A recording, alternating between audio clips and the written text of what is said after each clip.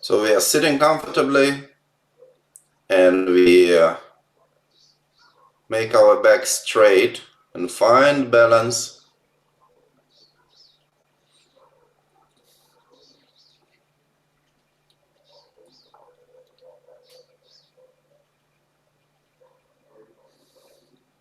Feeling the ground, feeling the support. So we discover how we are touching the ground with our feet, with our buttocks.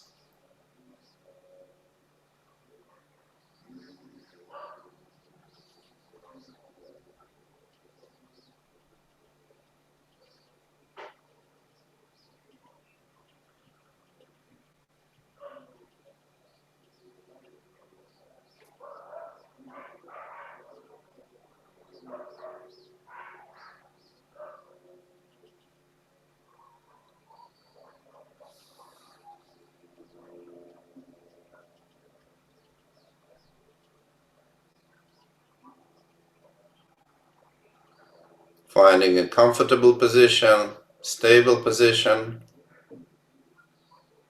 open position, alert position, and relaxed position.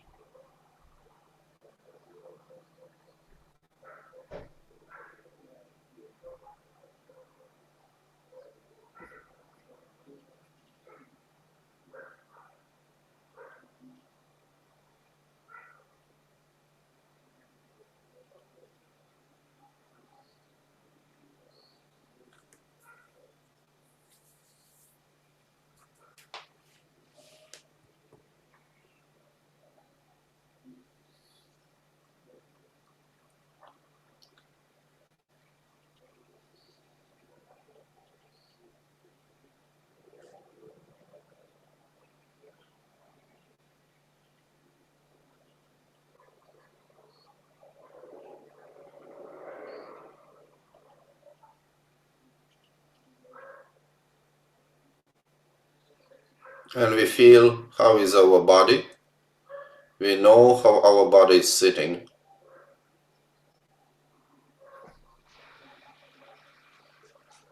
So we are aware if we feel comfortable or not, if we feel stable or not.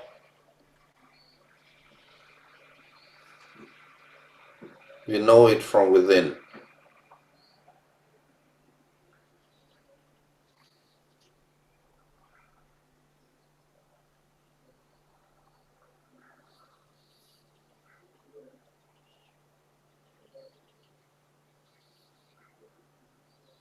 How is the feeling of touching the ground?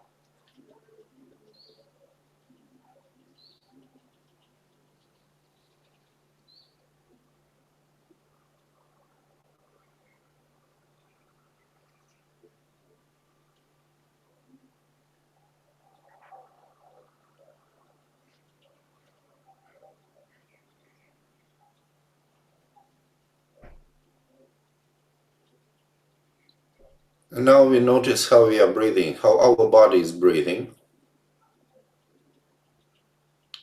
If the breathing is shallow or deep, fast or slow, continuous or interrupted, smooth or rough.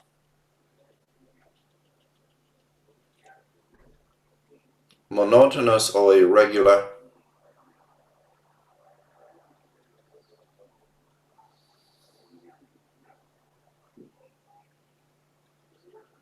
So notice how the breathing is changing the direction from inhale to exhale, from exhale to inhale.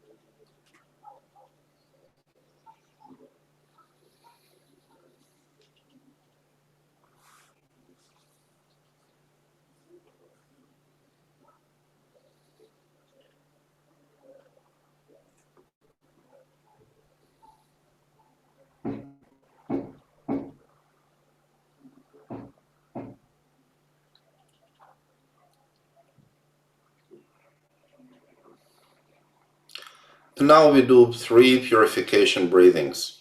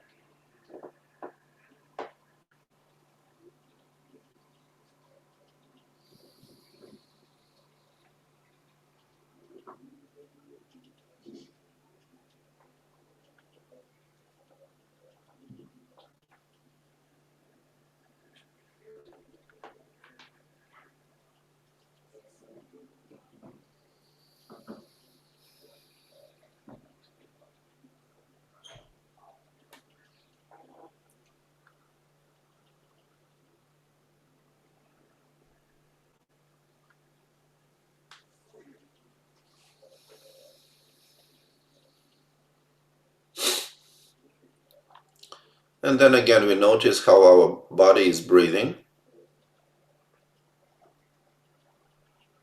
We notice if anything has changed, if anything changed after we had done the purification breathing. So we notice if our breathing is smooth or rough, if it is slow or fast, if it is monotonous or interrupted.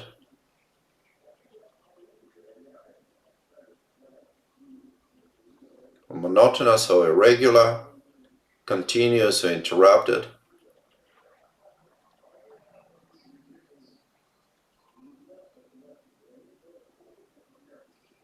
Deep or shallow.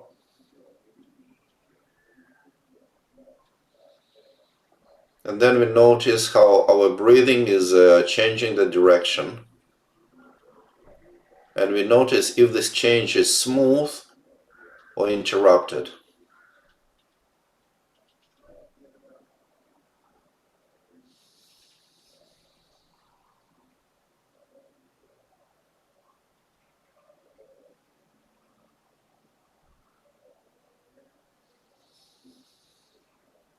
So give a little bit more presence to the moments when the breathing changes its direction.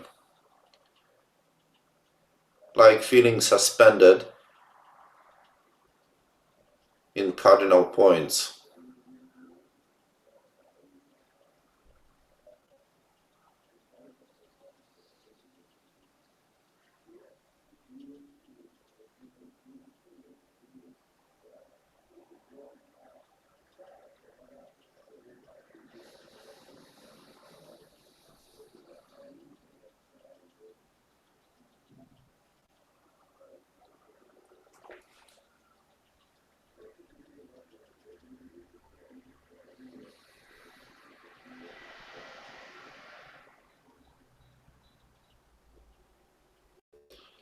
And if your breathing is stable and monotonous and gentle, soft, smooth,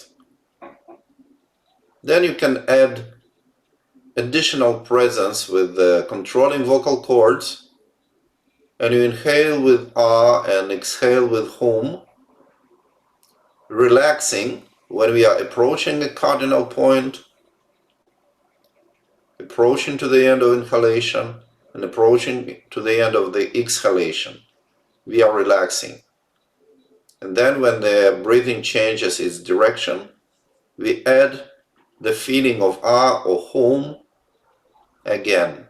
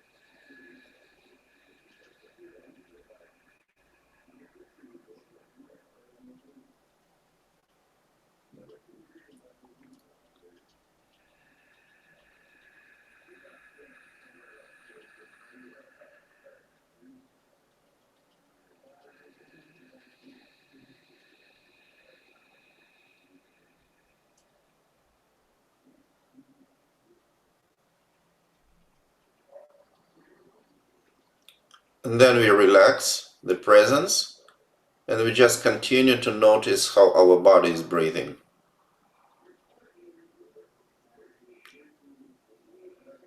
without adding ah and hum.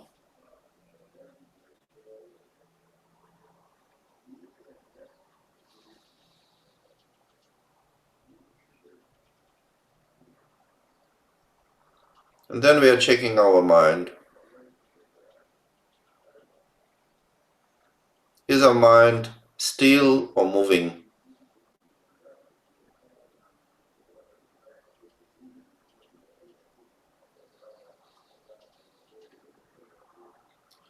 Is it calm or agitated?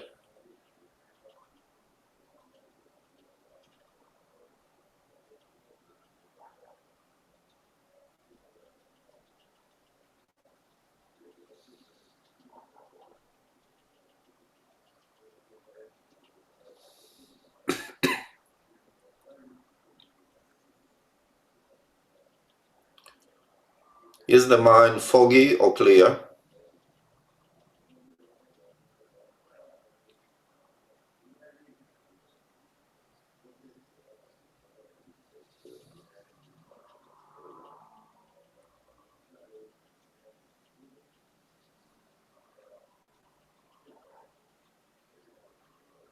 Is it sleepy or awake?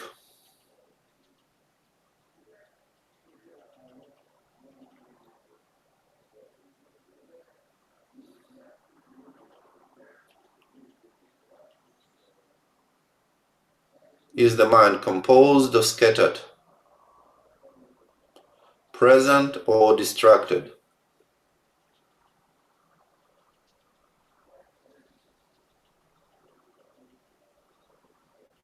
And then we just maintain the awareness of how our mind is.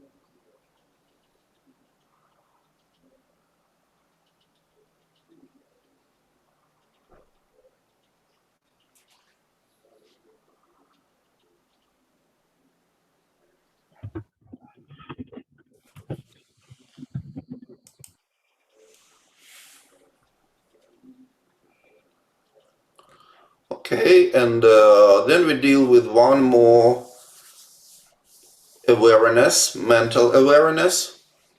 We are just maintaining our presence, but we can still operate with our mind. We can understand what is said, we can think, we can analyze. So we are dealing with a kind of ordinary awareness, intellectual awareness now, which is still important because it is concrete. It also gives some kind of feeling, and we can discover this feeling. So what we consider, we all have problems, right? In general, we all have problems. No, Jolt doesn't have problems. He's denied, but maybe Jolt is Bulgarian, really, and this means yes. But in general, we have problems, yeah, and we expect somehow. You check if you have it or not. If you have an expectations for your problems to be finally solved one day, yeah? For example, now you have problems, but you expect that maybe when you get retired, you will have no more problems. Oh. Or, for example, you expect that when your children become adults, like 45, for example,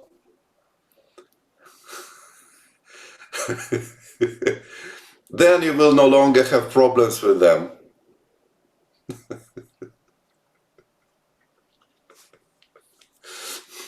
You know, I told you that in Jewish culture, a fetus is considered a human being when it graduates from the medical or law college. Yeah.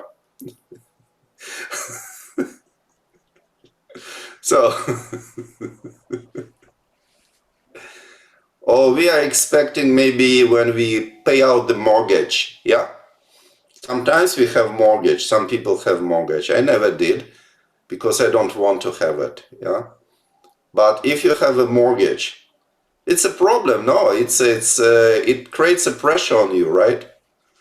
And you think, but when I pay out this mortgage, it will be a great relief, no? It will be, probably. It will be a great relief. So you see, we have different kinds of problems, and then we expect problems to be solved and we have a relief. But does it ever happen to us? We are already not young chicken. Yeah? Most of us are not young chickens, so we have some experience. And then we can see we were expecting our problems to finish at some point, and this point arrived. And then what happened? When some of our big problems were solved, yeah, like we paid out the mortgage and maybe we married our children, or we graduated from some college, or whatever, yeah, retired. Yeah, maybe we felt some relief for some time, no? But for how long did this relief last? For how long? Until we started to experience some kind of new pressure. Yeah? You see, we have many problems in general, but we feel that there is a problem number one. Always. There is a problem number one. Yeah? And then when this problem number one is finally solved, what happens? We are expecting some peace and relief, right? This is what we're expecting. But then what happens? Then the problem number two immediately becomes the problem number one. And problem number three becomes problem number two. Problem number four becomes a problem number three. You see? And this happens quite fast, no? Maybe you don't have enough time to drink your cup of tea thinking, finally I paid out my mortgage, I can relax. You drink tea and then you realize, oh shit. Yeah. And then, but we are still expecting, we still have hopes that this problem also will be solved after some time. Yeah. And we are expecting problems to be solved. But then if we think this way, what can we understand? We can understand that the problems will never finish. Unfortunately. But the problems will never finish. There will be always something. Yeah? So this is a kind of awareness.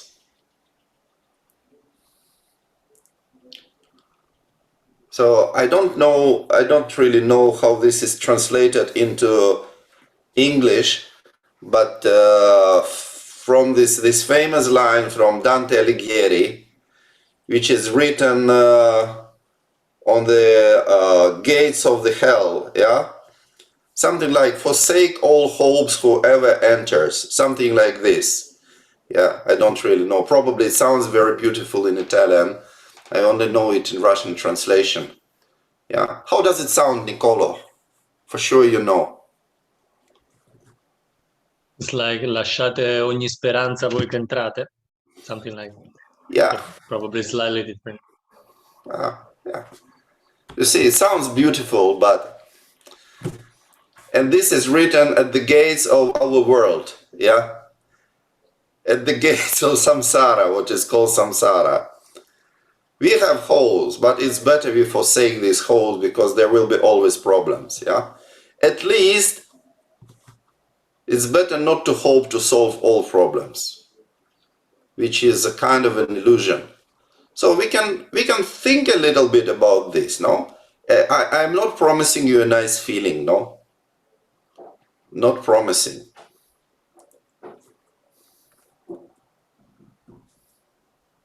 I would rather promise very unpleasant feeling. Yeah. Maybe to sweeten the pill, I tell you a story.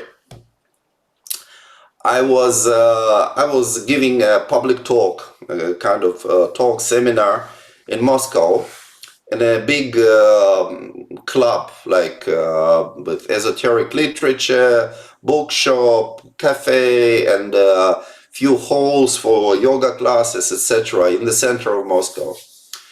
And there was also a cafe next to this hall, and there was a very elegant young woman there, very elegant, high heels, hair, lips, everything, you know. This is the center of Moscow, yeah, so you can imagine people are elegant there. And I saw her, and then probably her shift was over because we were doing this in the evening, and she came to listen what's happening. So she was standing at the door, at the entrance, and she was listening to what I was saying. And when I saw her, I said to her, okay, please come and take a seat. There were some free seats. But then she didn't want, she was just staying.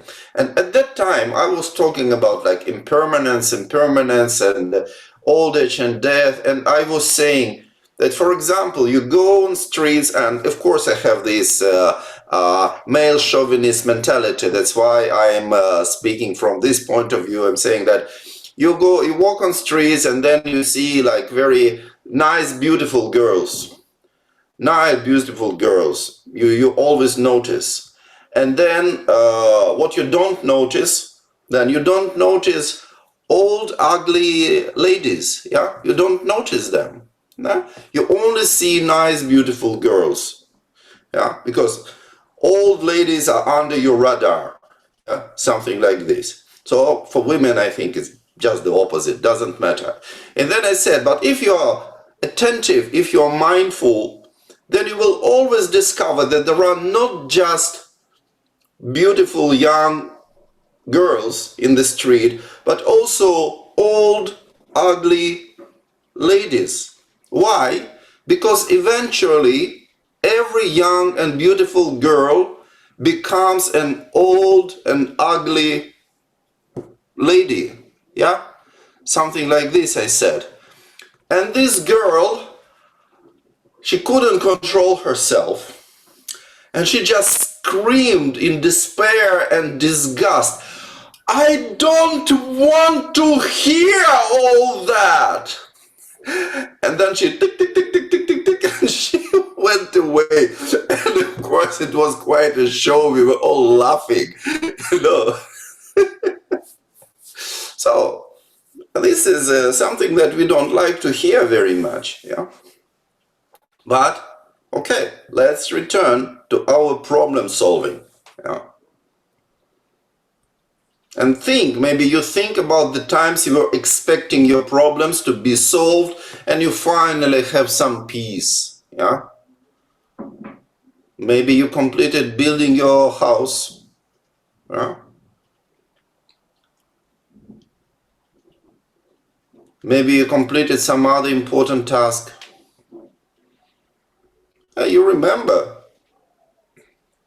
for how long you've been happy after that. And then understand, this is not so difficult to understand, that problems never end. Never, never end. Yeah. And check how it feels. How it feels for you. Does it really affect your plans? Some people think, well, when I die, the problems are over. Sorry to disappoint you. Some people say they're just starting at that moment.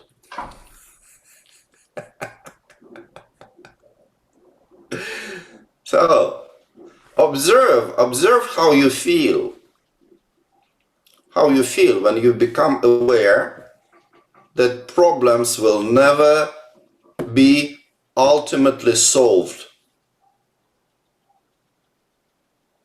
Never.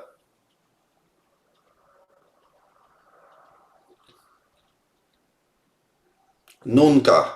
Jamais.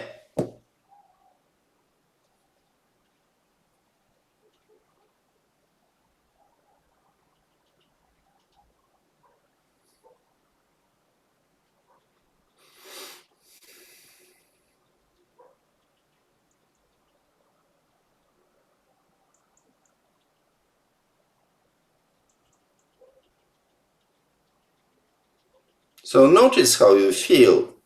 How does this awareness make you feel?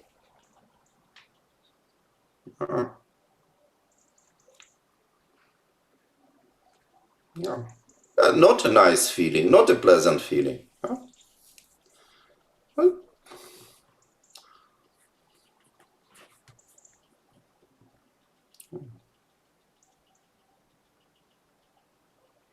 This is our situation, no? Okay, if you are not feeling anything and you are a kind of a already experienced yogi, experienced practitioner, pretend that you are an ordinary person.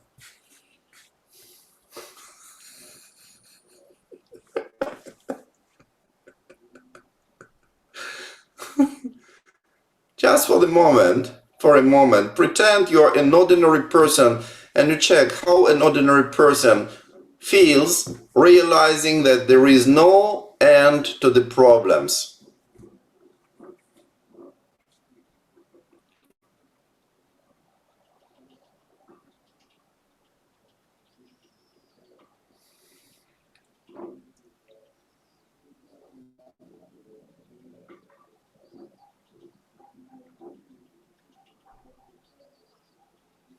You see, this course is not just a course for practicing, but this course, as I said in the beginning, is also a kind of a presentation of what can be taught, because many of you already have a lot of experience in meditation.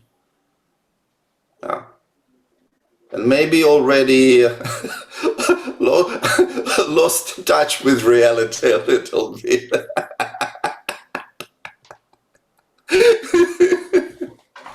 Yeah. But we can still feel how it feels for ordinary person. Okay? Understanding that problems are never solved. I'm repeating this just to maintain this awareness. Yeah? And this is a precise feeling. It's very concrete. It's something that reflects in your body, no? You can feel it in your body. When you feel it in your body, it means it is concrete. Yeah? Otherwise, problems can never be solved. You don't feel anything. This is not awareness. This is just an utterance. Just, no.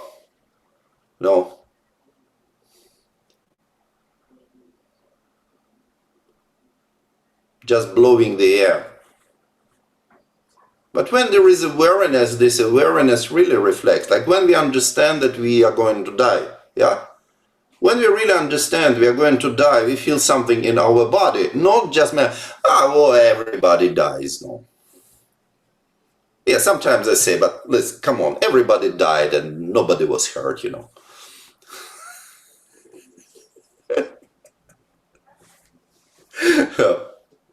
This is just to have fun. Huh? But we feel when we understand that we will inevitably die, we feel something. Also, when we are aware of riches that we have, possibilities that we have, we also feel something in our body. Something, it's a nicer feeling, yeah. Also, another awareness that we did in the last session, another awareness was about responsibility, yeah. That everything we do has its consequences. So when we realize this, when we have this awareness really entering us, this knowledge, not like everything has its consequences, yeah? This doesn't work this way, but oh shit, it has consequences, yeah? Whatever I'm doing,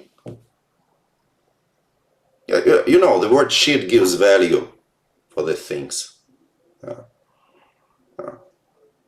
So you feel something also, you feel responsibility. Yeah. So here, the same thing, you understand the problems are never going to be solved. If you solve one problem, there will be another one.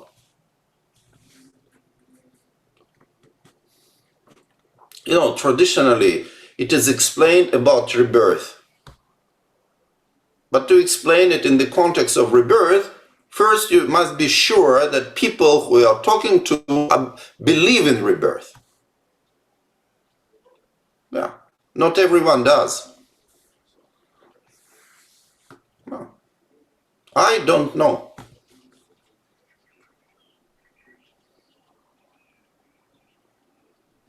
But problems, yeah, everyone believes in problems, no?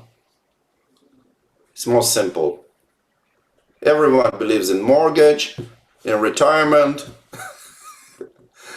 graduating, marrying children. This is something concrete, no? Then we can have a contact. Because if you tell to people, well, if you don't live your life well, you're going to be reborn again. And what people say, I don't give a fuck about this. That won't be me anymore, so I don't care. The same way I don't care now what was my previous life, if there was some, yeah, I don't care. In the same way, when I'm going to be reborn, I wouldn't care, will not care about this. So it will not be me. No, it's very logical. Cannot really defeat it, this kind of logic. But problems is another thing. Yeah. Problems is another thing. So, and we feel it. So this is a kind of awareness.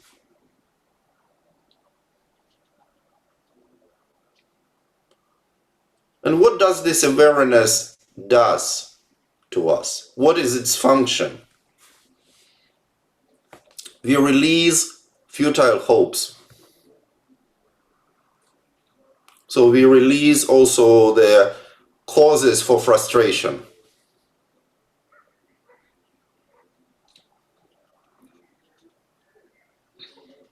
But then maybe we think, but what can be a solution for that, no? Some people say alcohol is a solution. And from the point of view of chemistry, they are totally 100% right. Alcohol is a solution. It solves things, no?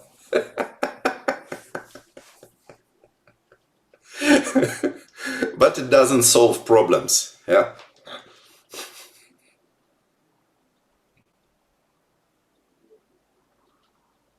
So what can be there? What kind of solution can be there? Then we should make an inquiry, but what does it mean, a problem? What is a problem? And then we discover that there are problems and problems. Yeah. So yesterday I was giving a course to Chinese people. I was talking about this, and I gave them a mantra.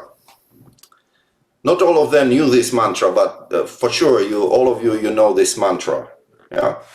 And the mantra is from Bobby McFerrin. Yeah. And there is an introduction. Yeah. Every time you have some trouble, when you worry, you make it double. And then the mantra: don't worry, be happy. Yeah. So, so when we have some trouble, some problem, but then we start to worry and we have a feeling of a problem, then we increase this problem. Yeah. Now there is a nice Jewish joke about this. And two friends are meeting together, and one is saying, well, you know, I have a very, very big problem. Yeah. What kind of problem do you have? Says, I have a problem because I hit my car and now I have to repair it and it costs a lot of money. I said, but this is not a problem. This is expenses. This is not a problem. I say, that's very wise, no? These are expenses, not a problem. Oh. So we have a feeling in our mind, we have a feeling of a problem. So then what we do, first of all, we check our minds. We check our minds and we check if we have a feeling of a problem. Or your mind is free from problem.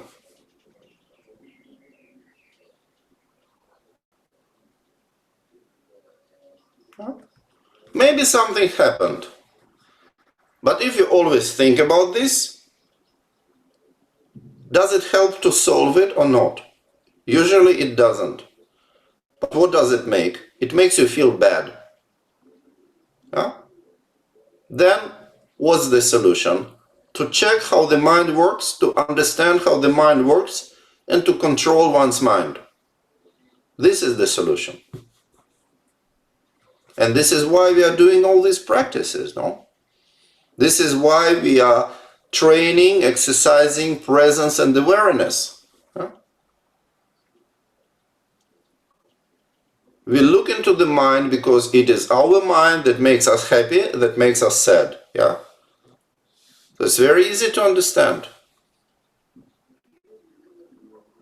Very easy. When we think about good things, we feel one way. When we think about bad things, we feel another way. Yeah? Also, when we are listening to people and people are saying something and we believe, we feel good or maybe we feel bad. Yeah? But what makes us feel good or bad? Not really the words of other people. Because if they say it in, for example, in Chinese language and you don't understand it, that it doesn't make any change for you. Yeah? Or I say something in Russian, yeah, for example, doesn't change anything. Huh? But what does change? The mind. So the mind makes us feel happy and sad. The mind has this feeling of the problem. So it means that if we know the mind, if we control the mind, at least we are not obliged, we are not doomed, not destined to have a feeling of a problem which doubles our problem. Yeah? So you see, according to the mathematics of Bobby McFerrin, we cut our problems in half. Yeah? Reduce our problems, 50% reduction. That's a good discount, no? We are not talking about like finally solving problems because we just said it's impossible, no? But getting it with 50% discount, it's possible, no? No. It's a good deal. I think so. Yeah. So we check how our mind is. And then we notice we have thoughts. Yeah?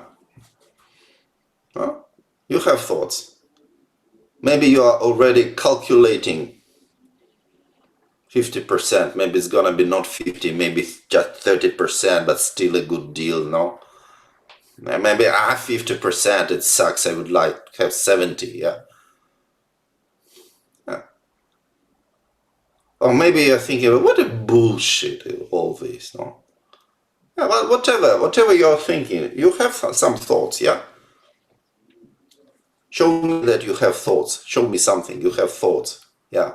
Show me like this, yeah. Even you say, show me like this, I'm happy, yeah. Thank you, Joseph, yeah, thank you. This is what I expected from you, absolutely, yeah.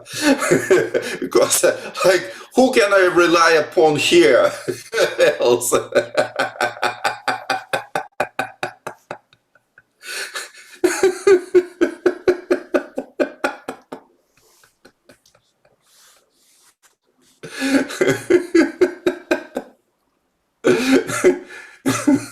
Besides myself, you are the only nasty one here.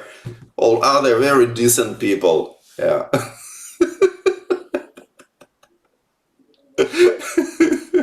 So, you have thoughts. Okay. And now try to concentrate on these thoughts.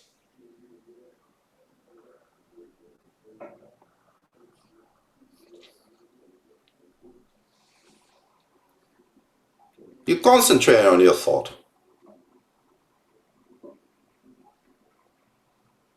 Okay. What happened?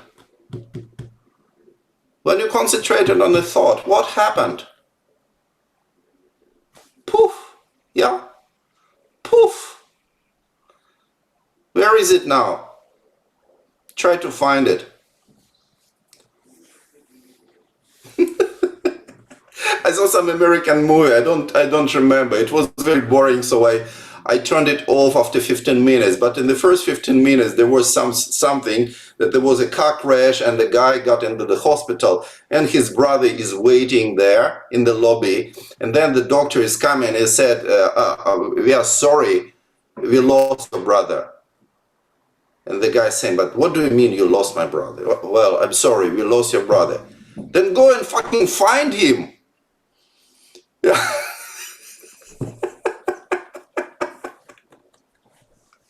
So, try to find, where is that thought? Yeah.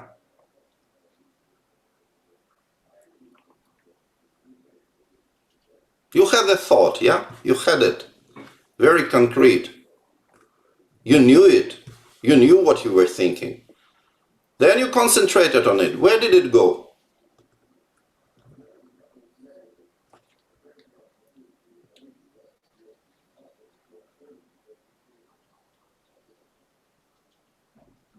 And then maybe you have another thought. Where the fuck did this thought go? Okay. Try to look at this thought. Whatever thought is arising, try to look at it.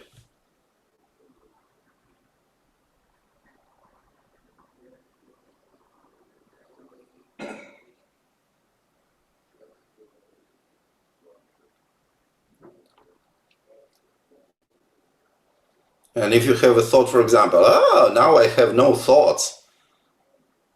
Before you have another thought, oh fuck, concentrate on it. Then even if you lost the moment and you have this realization, oh fuck, I have another thought, it means another thought. Concentrate on it.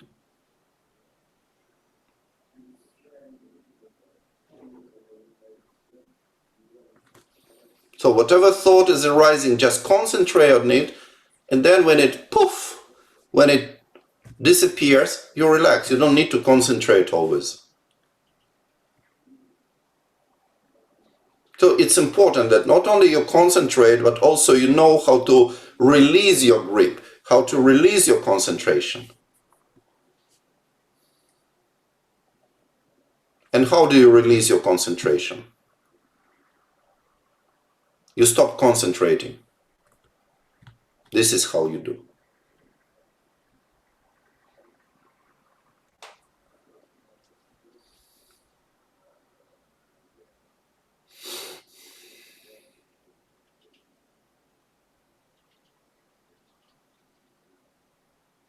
So when you notice a thought, concentrate on it, and when it disappears, relax.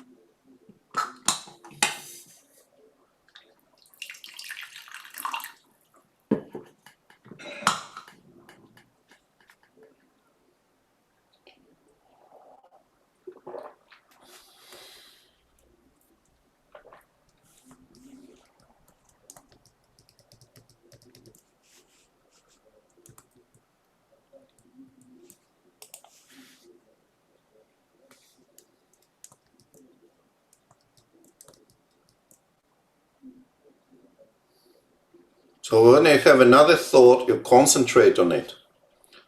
You look straight into this thought. And then when it disappears, you relax.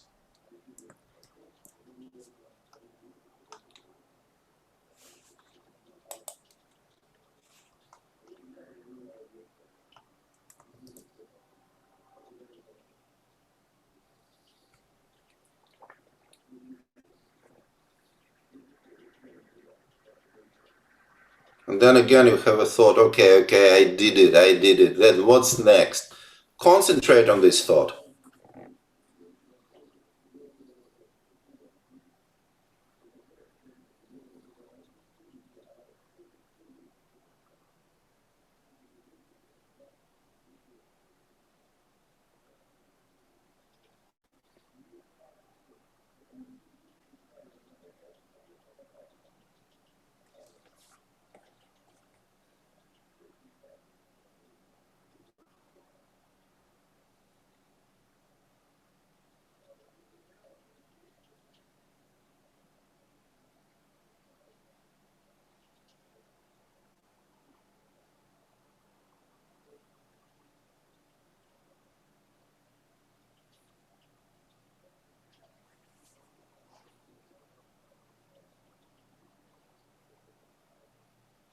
So if you are thinking what you're going to do next, concentrate on this thought.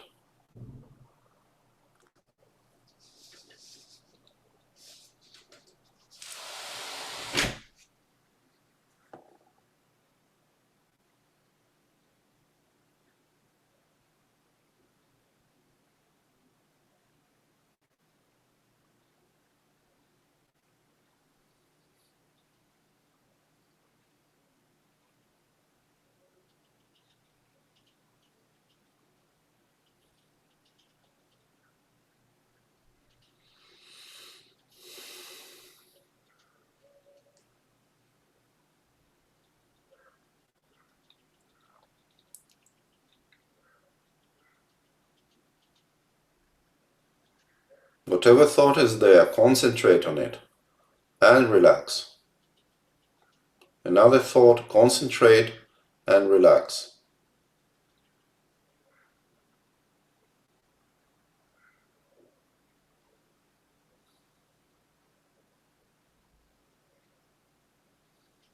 And now stop caring about thoughts and just remain relaxed without applying any effort.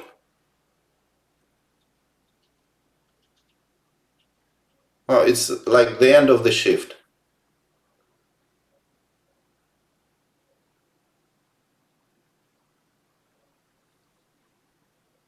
So you did your work and then you can just sit and relax.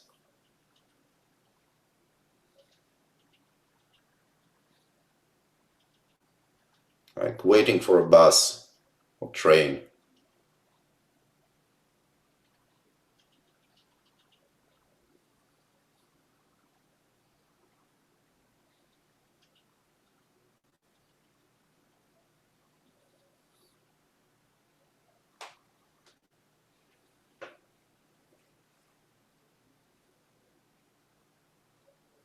Okay. So, how is your experience? Please share, please say. How was your experience? So maybe you couldn't make any experience, then ask your questions. How was your experience?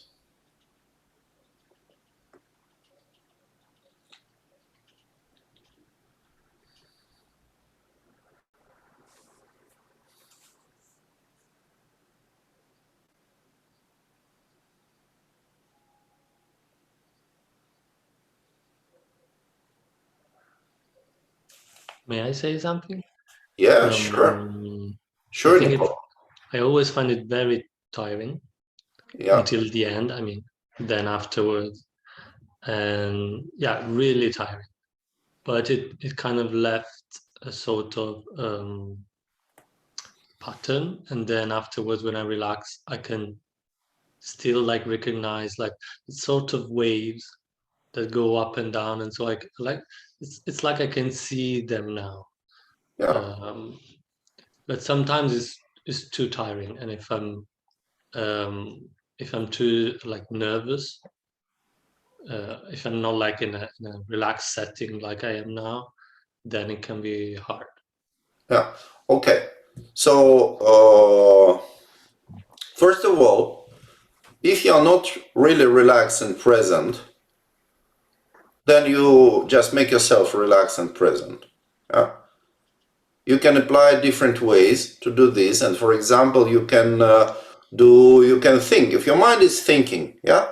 So, for example, your mind is thinking, so you just divert this thinking from problems to something good that you have, yeah.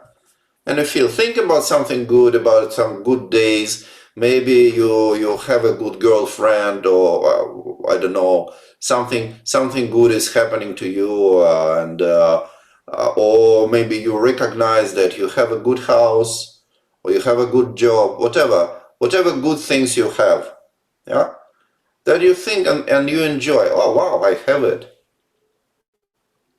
I was not guaranteed to have this, yeah. It's not for granted that I have this. And have this feeling, try to discover this feeling of appreciation what you have. Appreciating what you have. And then you discover that your body relaxes a little bit and your mind is relaxing. Yeah. Also, another way to deal with agitation, maybe you are so agitated that you cannot even think consistently. Yeah. It's happening. Sometimes it's happening. Yeah. For example, if you wake up and the first thing you do, you drink coffee, then it's quite possible that you cannot control your mind after that. Yeah. I remember one student told me that, said, Igor, but you said that 5 o'clock in the morning is the best time for meditating, and then your mind is naturally calm. But for me, it doesn't work. And I said, okay, what you do? He said, okay, I wake up at 5 o'clock. I said, with the alarm clock or without? He said, without. Usually without. Okay, very good. Then what you do? Okay, I go to the toilet. Okay, what's then? And then I make a coffee to wake up. That's the point, yeah? You get a coffee to wake up, it means you just shake all your system, all your nervous system, yeah?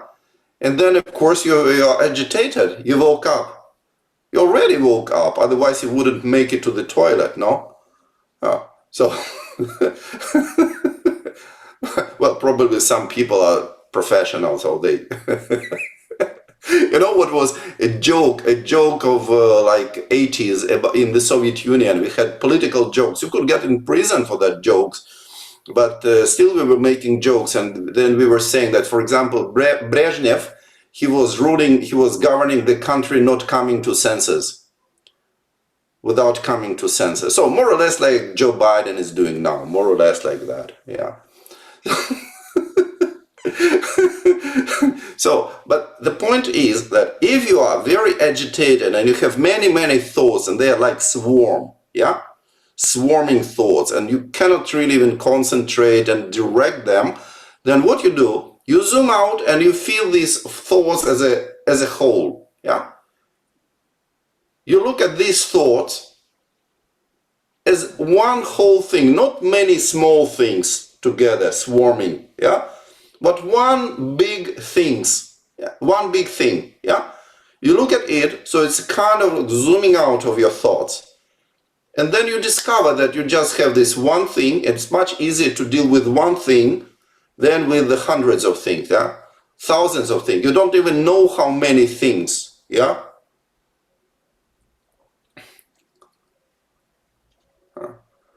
You know, we have in Russian language, we have very special numerals, and one of the numerals, when we want to say like how many, is it many, but we don't know exactly how many, we say something that could be literally translated up the dick, so till the level of the dick, so something like this, a lot. And if it is another numeral can be is it many? And you say, but fuck you, it's many. Yeah, you know, fuck you is another numeral. Something not exactly like that, but something like this. Yeah. So if you have this up to dick thoughts, yeah, up to dick, not from the bottom, but from the top. Yeah, from the sky up to your dick, if you have one. Yeah. So, and you have so many thoughts about this, then it's very difficult to deal with so many thoughts, no? But what you can do, you zoom out in a way, and then you have just one big cloud of thoughts. One big swarm, humming swarm of thoughts, yeah? You get it? And then you discover, but this is just one thing. How is it? And then what you discover, the next moment, what you discover is being in the center of a cyclone, in the eye of a storm, yeah? When you zoom out, because it's very good. I'm always very happy when I have this kind of swarm of thoughts, because I know that if I have a swarm, I can enter the calm state like this, just zooming out. And then you get this calm state, then you have this eye of a cyclone, and then you just relax already. You don't even need to concentrate on thoughts because you already have it. You already have a calm state. Yeah. So this is one way. And another thing that why you can be tired, Nicolo, is that you do not relax after concentrating. And I think this is the main reason. But for in general, for people, it's like this. We are concentrating, but we are not releasing our grip. Concentrating and remain concentrated. And this is what makes us tired, feel tired. So it means that you concentrate, but then you release. Concentrate and then you release. What do you need to release? Stop concentrating. This is the only way. And I usually propose a very simple exercise, yeah? You hold your fist, yeah? You hold your fist, you clench your fist. What do you need to clench your fist? Well, what does it take? It takes clenching your fist, yeah? As simple as that. To clench your fist, you need to clench your fist. What do you need to unclench your fist? Stop clenching. Just stop clenching. Yeah? Because relaxing is not an action. Relaxing is something that happens, it is not something that we do. This difference should be very, very clear, particularly for people who are doing meditation. We need to understand very precisely the difference between what we do and what happens. Yeah?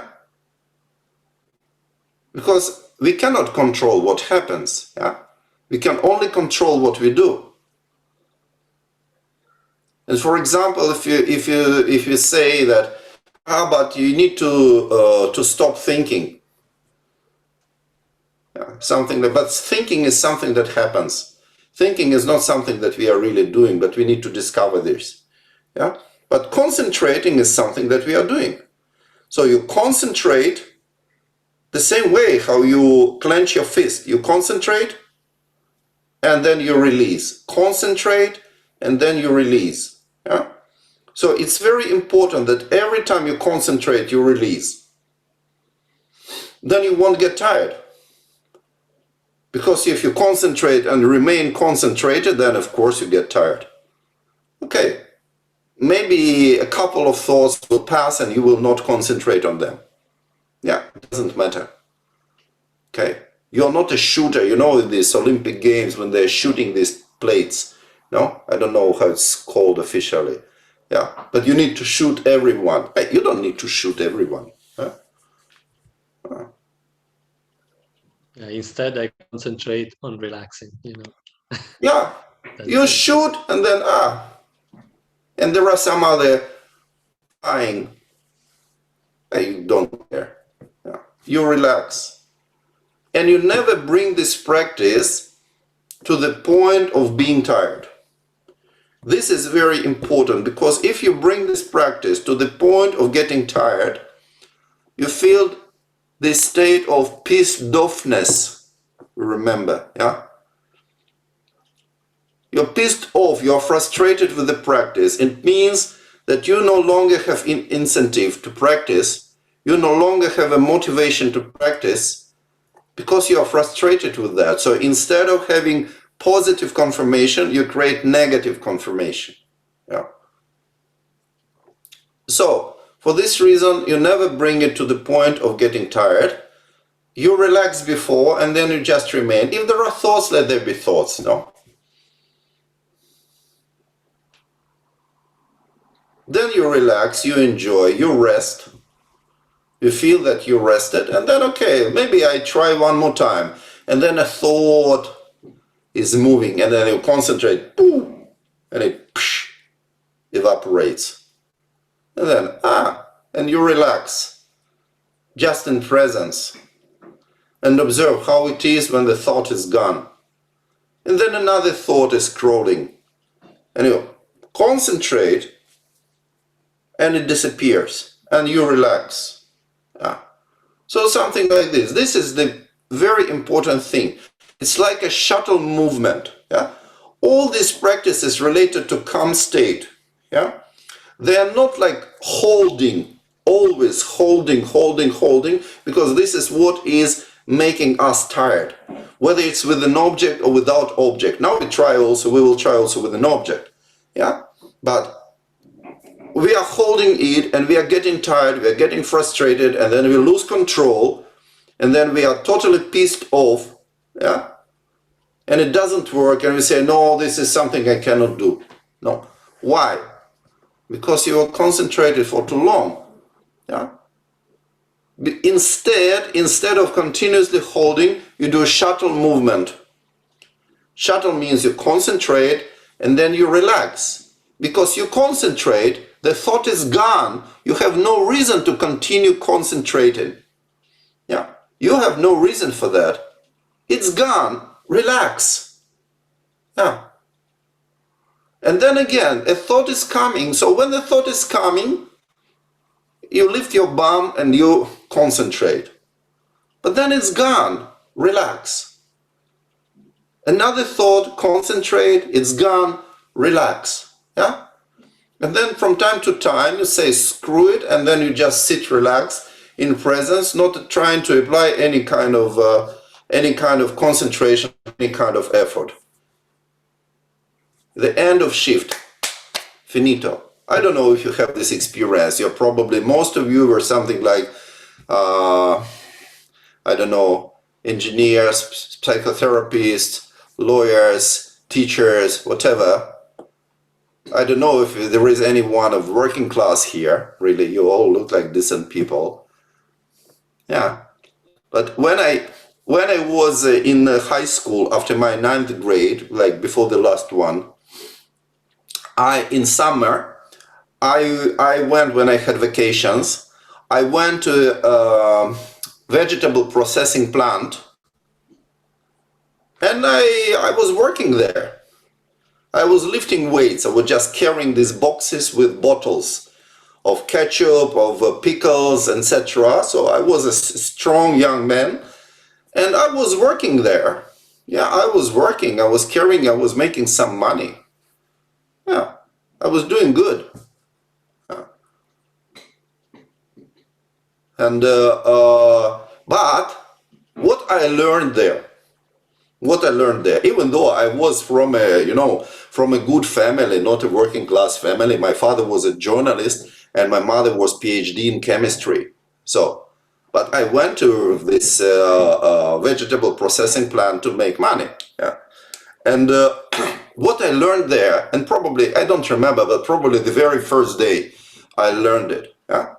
Because in general, for example, I was doing already mathematics, and mathematics, if you're thinking, you're working, you're having the problem, even you are no longer working, your mind is still thinking about this problem, no? You go to eat, but your mind is still thinking about this problem, yeah? But then in this vegetable processing plant, what I learned, when it's the end of the shift, you stop where you are, and you go away. That's it. Your mind does not remain there. End of the shift, you change your clothes, you sit and you wait for the bus. Finito. People who are smoking, they smoke. I didn't. Yeah.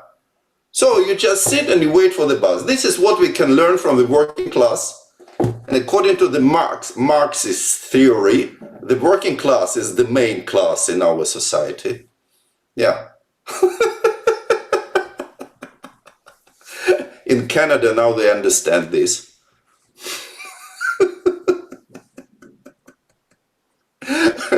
So it's very, very, very useful to learn this end of the shift story. Yeah, end of the shift. It's not like you're making business and you don't leave your business in your office. You bring it with you. Yeah. Or like doing a research or doing some intellectual work. No, it's not intellectual. It's anti-intellectual. Totally.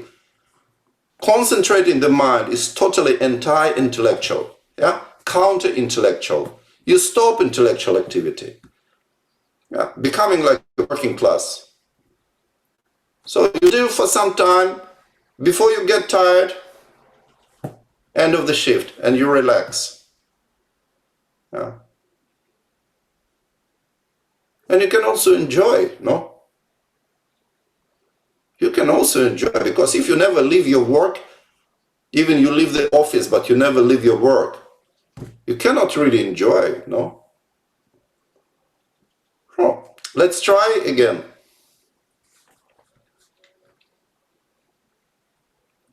So you notice a thought, you concentrate, and then you relax. Have another thought, concentrate, and then you relax.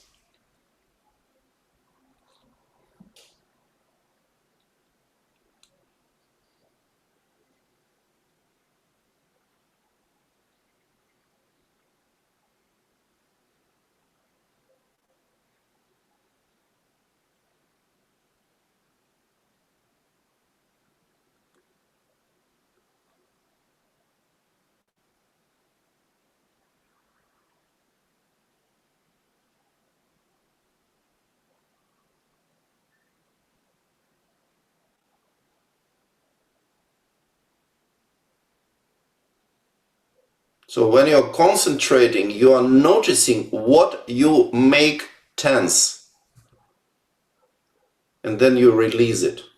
You stop concentrating. And then naturally you relax.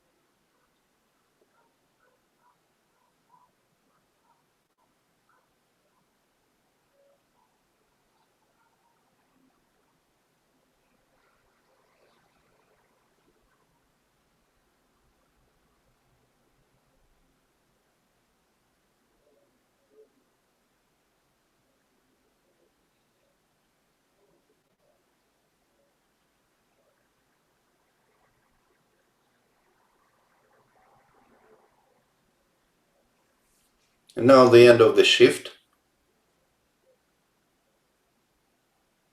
The work is done, just waiting for a bus.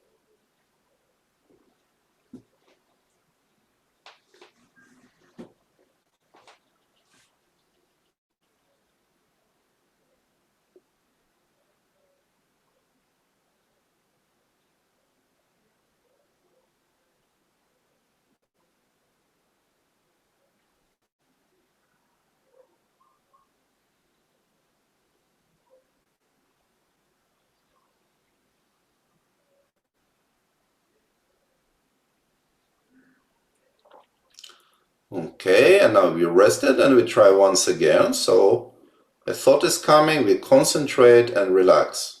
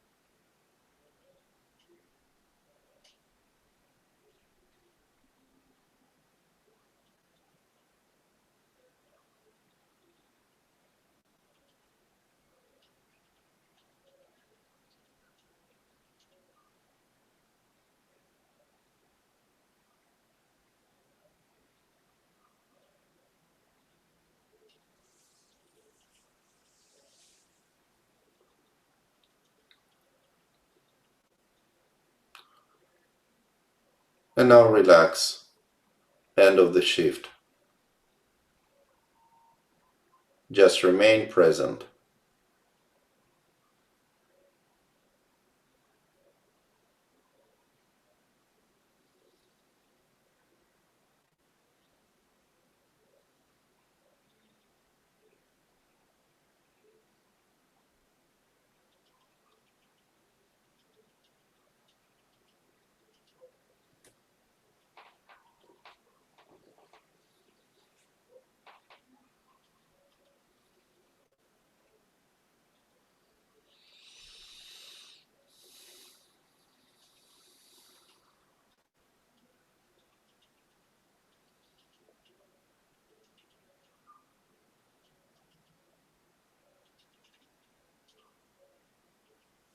Okay. And the point here is not to reach the state when there are no thoughts. The point is to be in the state in which, even though there can be thoughts, but these thoughts are not distracting us and not disturbing us. Yeah, there are thoughts, but we are not reacting on them. We are just noticing there are thoughts. But we are not reacting. It means we are not fighting and not following. Just recognizing. So this is called the calm state. Yeah. This is how we do. The method is called fixation. Yeah. So we are fixating on a thought. And then we relax. We are fixating on a thought and then relax. Fixating on a thought and then we are relaxed. And then we relax. And then what we discover? We can discover a state in which we are not really reacting on thoughts, even though there are thoughts. We are neither following nor fighting. Yeah? This is the calm state. This is the meaning of the calm state, because sometimes people define the calm state as a state completely devoid of thoughts. But if you are aiming at the state which is completely devoid of thoughts, you don't reach it. Why? Because your very idea to reach the state devoid of thoughts is creating thoughts and creating tensions. But if you discover how to be beyond thoughts, yeah, and then you maintain this state, you continue to, you extend it, you extend your abiding in this state beyond thoughts, even though there are thoughts, then slowly the thoughts subside by themselves. And then you can discover a state which has no thoughts whatsoever. Yeah, but there is still some kind of energy there, not just total emptiness. Yeah, some kind of life. Yeah, a kind of dynamic stillness, but not dead stillness. Yeah. Oh, so this is important. Okay. How was your experience now, Nicolo?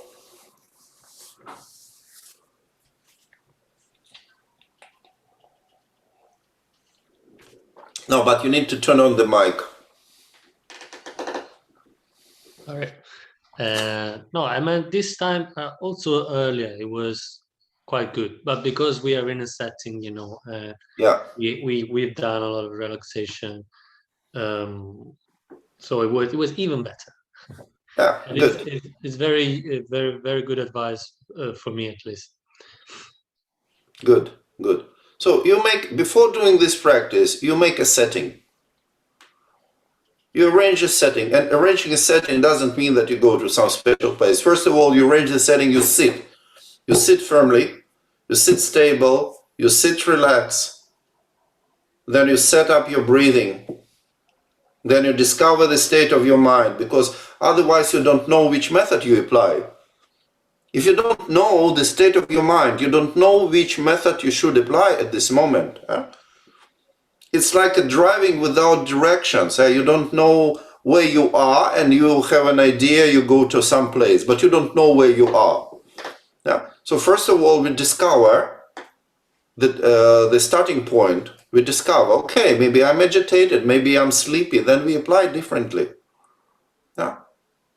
So we make a setting for this practice, and then when you make a setting, then you apply, concentrate, relax, and slowly you develop the calm state, which is then evolving. It is then developing by itself. You're not developing it. It is developing by itself. Yeah. But you just apply method, and you just need to add a little bit, and then you make less and less effort. Yeah. And then it becomes more natural, or very easy to enter. Okay. Anybody wants to share? Yeah, Alonso? Yes. To share, but also kind of a question. You said that this is all related with the calm state. And for example, I had this kind of doubt for a while that in the calm state, for example, in the Mahamudra system, we call it sek chik, which is like Yes. one pointedness, like exactly what we're doing. It's like we choose an object, or Yeah. it can be no object, but then we point and then we relax. But then why they call it? Because at the beginning, it seems like there is like a thing, like when we do fixation with an object, but connecting what you just said, when we are developing this NEPA state, finally the experience of the sekchik is more like a totality. It's like you are like what you're saying with the worm. It's like something very big, which is, in a way you can say that is one, but kind of includes all the noise. Is that correct, or I'm kind of missing that a line there? Yeah, in Mahamudra, as much as I can understand the difference, in Mahamudra, first of all, we develop a very steady, calm state, or one-pointed concentration. So it doesn't mean that it's always an effort, but still we have some kind of object, and we are fixed on this object. Of course, we release the grip.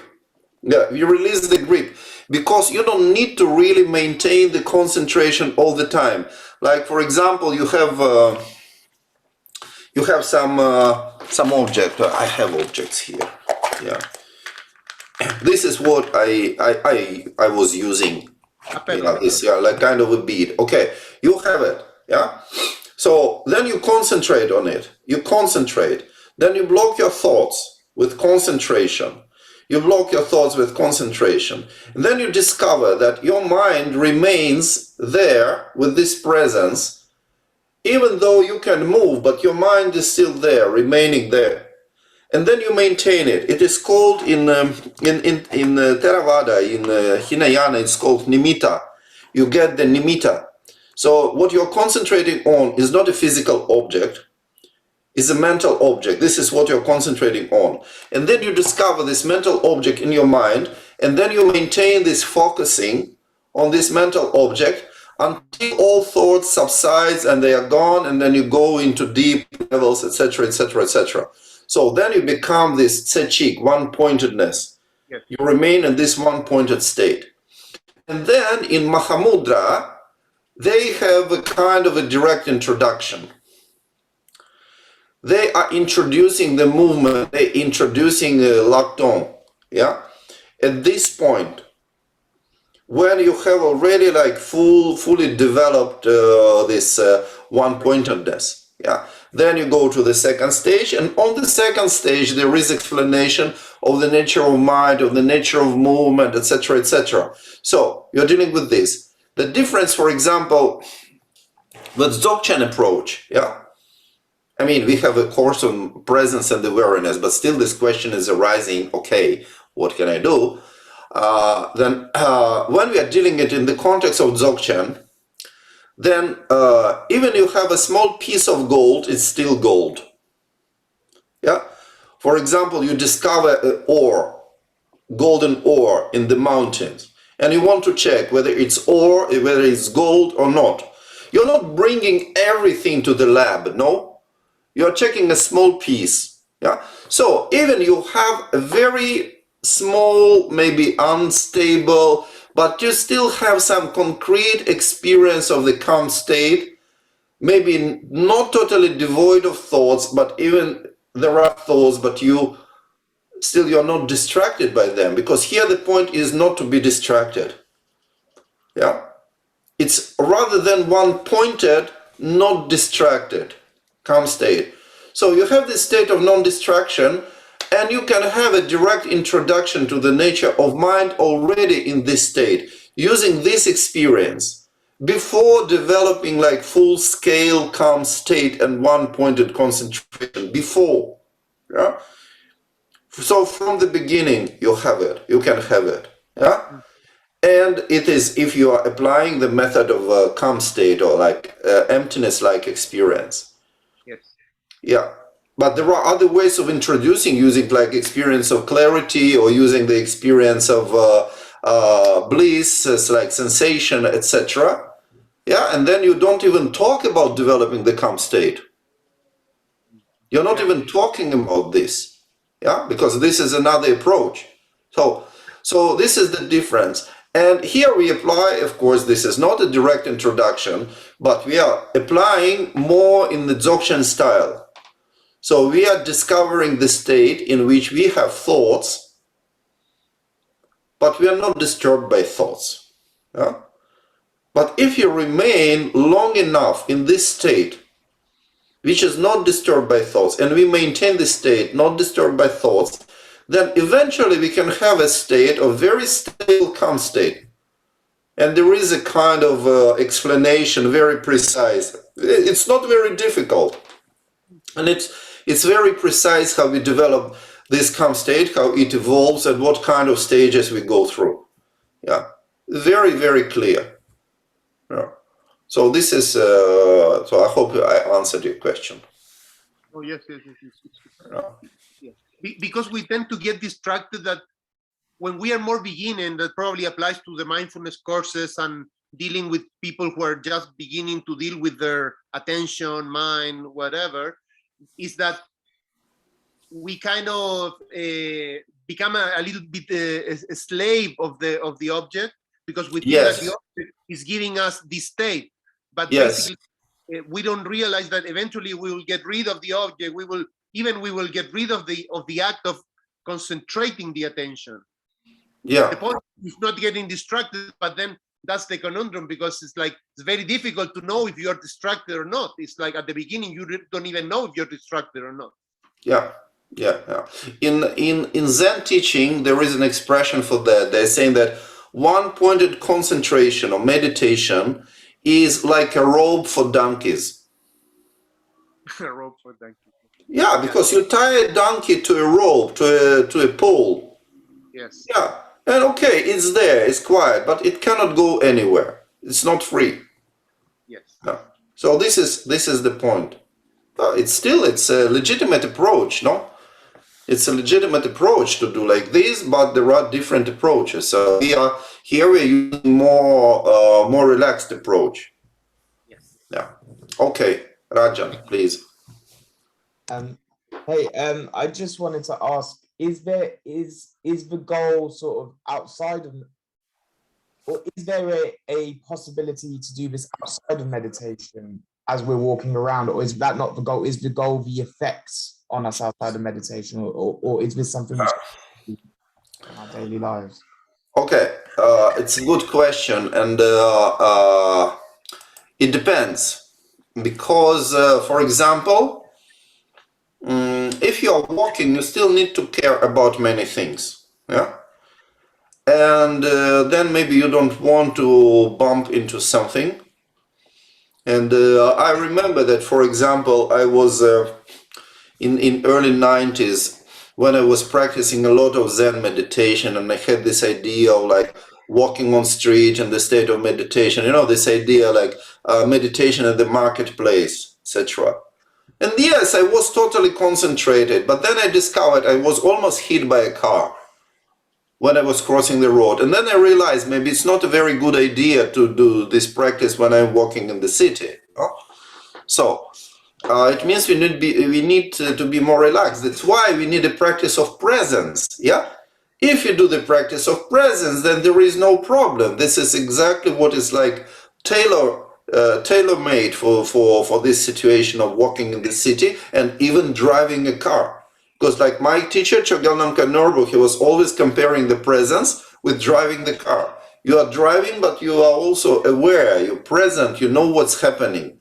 Yeah, you are not indifferent. You are open, but you're not concentrated on one thing. But you know which thing is the main. Yeah, you are driving, not making an accident. Yeah, so this is the point. But for example, if you're just sitting, yeah, like you're sitting in a bus, for example, or just you're sitting in a bench in a park, you can always do this. Yeah? You can always do this. And of course, if you're working in a safe situation that you're not going to bump into something, you're not going to be hit by a car, etc., then of course you can try to apply it. Yeah, and we will try to do it with an object. Maybe not today, maybe for the last session we'll try to do it with an object. And then when you understand the principle, you can use everything. You can use everything to apply this principle of concentration and relaxation. Concentration and relaxation. You can use your fist. You can clench your fist when you have a thought and release it. Clench your fist and release it. You can do like this. There is no problem with that. You can do, if you, some people, they know what is like called parlung, for example. They are holding kumbhaka with like holding breathing. You can do apply this kind of effort. When you have a thought, you apply this effort and then you release. The same thing. You concentrate, and when you concentrate your attention, it disrupts the flow of thoughts. The stream of thoughts is disrupted when you apply one-pointed concentration. Even you apply it for a very short time, but it's disrupted. And then when it's disrupted, you discover this space. Yeah, you discover this free, calm gap between thoughts. I mean, the gap itself doesn't have much value. What does have value when you are discovering that you are free from both, like calm state and movement, so you're not disturbed by that. So you don't need to look for a gap, but you need to know how to create this gap. Yeah, because when you create this gap, when you disrupt the stream of thoughts, yeah, then the stream of thoughts is no longer that terrible. Yeah, because when it's like tsunami, you know, when it's like continuous stream of thoughts, like whirling and whirling and whirling all the time, and you don't know how to deal with this. You apply one-pointed concentration, you disrupt it. Even you disrupt it for 1 second, but you already know, can be disrupted, no? It can be disrupted. Then what you do, you disrupt it again. So you don't try to hold it. Okay, you disrupt it and then you hold it, you know, like Moses crossing the Red Sea, yeah, you know? Not like that, yeah. But but it's like you disrupt and you discover, you disrupt and you discover. And then this habit of being like thinking all the time, it becomes less strong. And then slowly you have more moments of disruption and less moments of compulsive thinking. Yeah. So, and then you can remain, and also you discover what presence is. And then you can walk and you can do it, yeah. While walking, there is no problem with that. Yeah. Thank you. And just very quickly, you know the exercises in for like Shine, like the red dot, where you concentrate on the red dot here. Yeah, of course I know. Yeah, well, sorry, I learned them from your video. Sorry, but is that something which is like a similar technique to concentrating on the thought? Yes, in the essence, yes. But it's not recommended for beginners, for people who are just doing basic courses on presence and awareness. Why? Because it needs a specific skill, how we concentrate on things inside. Yeah. You cannot really do the same kind of focused concentration like you do with a visual object outside. You cannot do it. Because if you do it, you create tension and you create problems, and there are many people I call these people who raise their Kundalini energy to the level of the mental asylum. Yeah. So, because if you are concentrating dualistically, like here in the center, or you're concentrating dualistically here, which are most popular points of concentration, and either heart or third eye, the third eye. But if you concentrate on them in a dualistic way, then you disrupt not thoughts but the flow of your life force, life energy. Yeah, and then there is a problem. So first thing, like if you're concentrating here, first you start to feel a kind of tension in your chest. And then if you insist, you develop pain in your chest. And then if you insist, you can no longer breathe normally. You see, this is what people are doing. And then here you are developing a headaches, and maybe you are developing some hallucinations, etc. Yeah. So if you are applying it wrong way, that's why there should be a very skillful way to apply this concentration for a visualized object inside. Yeah. Okay, but this is outside of our course, definitely. Yeah. But the principle is always the same: concentration, relaxation, concentration, relaxation. Yeah. Okay.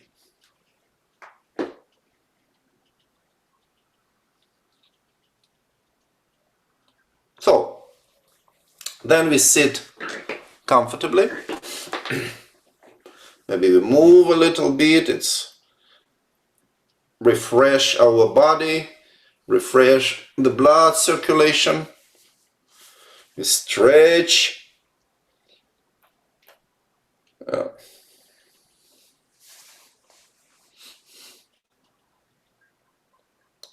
And then we know how we sit.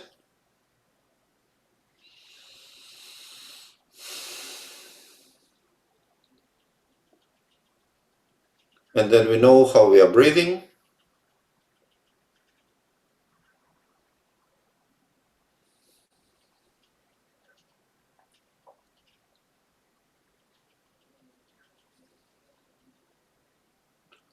And then we know how our mind is.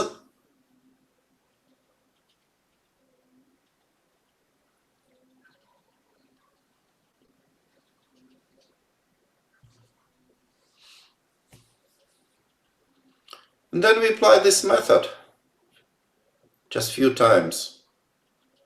Concentrate on a thought and release the concentration. Concentrate and release.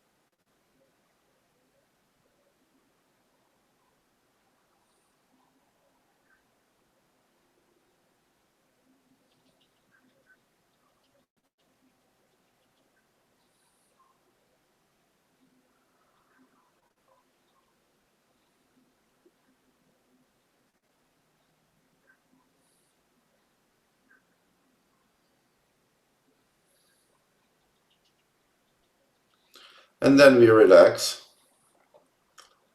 The end of the shift, not changing, not modifying anything, just remaining in the presence.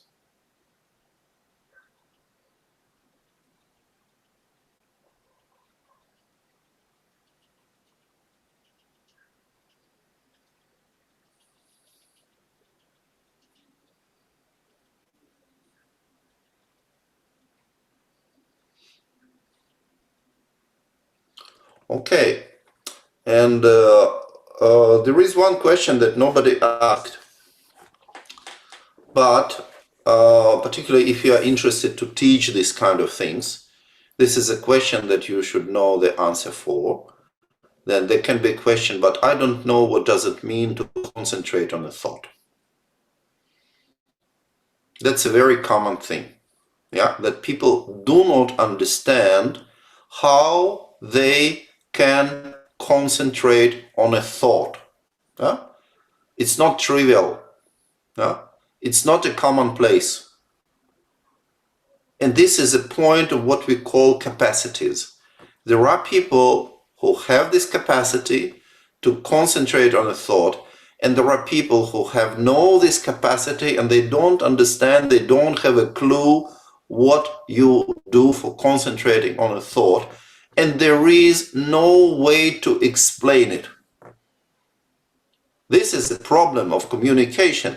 There is no way to explain it. Like, for example, there is no way to explain how it is to feel love. Yeah, for example. Yeah, there is no way to explain it. Yeah, you know, the capacities of concentrating, they are imprinted in us since early childhood. Yeah, and then different people have different situations. Some people have better possibilities because, for example, their parents were helping them and dealing with them and trying to help them to develop their capacity of attention, etc. And for some children, they were just left to grow as a grass, you know. And then it's very difficult for these children because they don't have this idea. It's a very simple thing, you know. You know, a child, you know, when a child is just born, a newborn baby, and you see how are the eyes of this baby, yeah? They are moving like this, yeah? Did you see it? Yeah, I'm sure every mother could see it, and probably every father, if they notice, because fathers don't notice shit usually, no? Yeah. They notice that there is a baby when the baby is already 18 years old or something like this, yeah? But the mothers know. So the eyes are moving like this, but then you do something like this. Yeah. Huh? What happens? The gaze becomes concentrated. So this is how we develop this concentration, yeah? Capacity to direct our attention. And then, of course, the more things a child is exposed to, the better is the capacity of a child to concentrate on different things. Yeah? And then when a child is introduced to some kind of mental things, like, for example, mathematics, etc., or physics, or music, yeah, some abstract things, then a child can develop also capacity to concentrate on a thought. So for people who are doing complicated intellectual activity, there is no big deal, there is no big problem to discover there is a thought and to concentrate on the thought. Yeah. If you are dealing with abstract things, then you need to know how to keep these abstract things in your mind. Yeah. Whether it's a law or engineering or mathematics or music or writing, etc. Yeah. But there are people who cannot do this. Yeah? And we should understand very clearly that there are people who do not have this capacity. This is called a capacity. Then they need other methods. Then they need a method that involves something physical. Because at least this is something they know. They know how to concentrate physically. Yeah? So in the next session, in the last session, we tried to deal with the physical concentration. Applying exactly the same principle, but with just some extra details. Yeah. Okay, so this is what I wanted to say, and now we just the end of the shift immediately, without doing anything. Yeah, the end of the shift.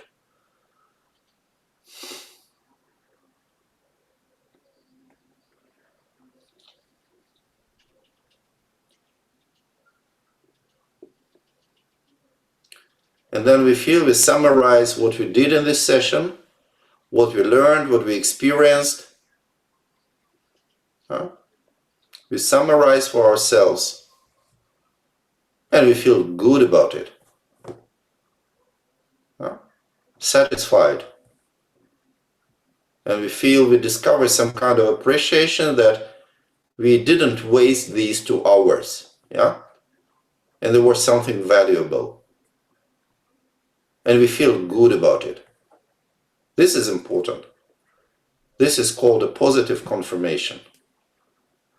Our internal Pavlov's dog needs that.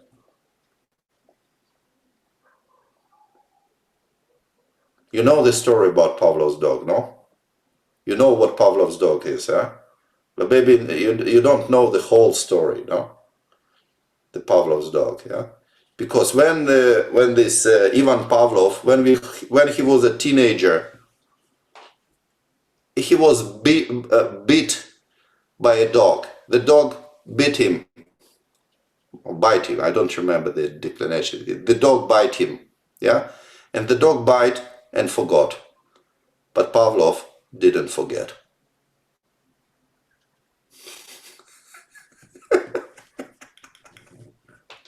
So every one of us, we have a Pavlov's dog inside. And to train this Pavlov's dog to do tricks, when it performs a trick, we need to give a piece of sugar. But we don't really need to give a piece of sugar, but what we need to give is a drop of dopamine. Something like that. It's called positive confirmation. And when we feel good, when we feel appreciation, this is exactly what's happening. We have these endorphins, we have these neuromediators released in our system, and then the Pavlov's dog knows, this meditation shit is good. I'm going to continue this. I want to experience it again.